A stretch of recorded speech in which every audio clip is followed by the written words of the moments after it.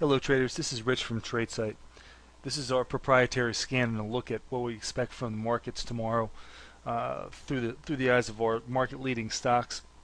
This is going to be for Wednesday, July 24th, 2013.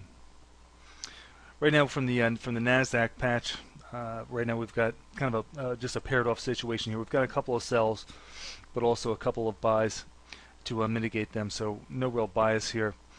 A couple of things to take note of. We've got a very good volume bump in Broadcom BRCM. It's holding above the today's VWAP, but it's decently below the day's opening level. Also seeing some pretty good movement in First Solar. That's well below the day's VWAP and 3% below the day's close. Juniper getting good volume today, and a pretty strong candle will be found on the chart when you take a look at that one. Netflix earnings out after the close yesterday, so we're getting volume today. We do have a downside CPS condition, so be sure to make note of where today's lows are and keep those handy for tomorrow's trade. Sina also pretty weak going into the close here. Downside CPS condition, 2% below the day's open and more than 1% below the day's VWAP.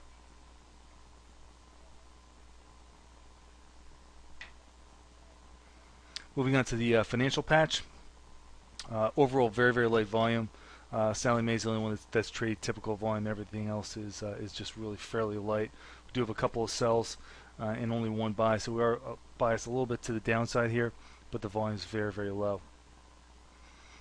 Moving over to the energy names, couple of names here are trading good volume. Arch is trading above average volume, and BTU is trading very good volume. BTU is still trying to make that push to the upside, but that is going to be about 9 days up as of today's close.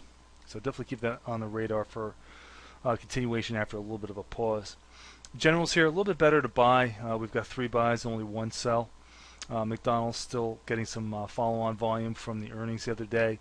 VMware also has some pretty decent volume as well, but nothing else in this sheet is really sticking out too much. Housing names, not really seeing much there at all. We do have one sell condition, but it's on very light volume. Transports, pretty weak across the board for the most part, but not really seeing too much here. We don't have any open-close deviations or any VWAP deviations. Commodities, they're also paired off. Don't really have anything here that's too aggressive.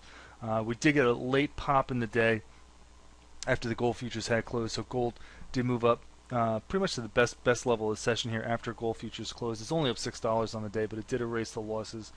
It did pop some of the mining names. We can see good performance in ABX, Silver Wheaton on the silver side. That was really volatile, and Double G, all trading to the upside pretty well. In Newmont, of course, which is the biggest one of them all, trading to the upside. All right, folks. As always, thanks for listening. This has been Rich for tradesight.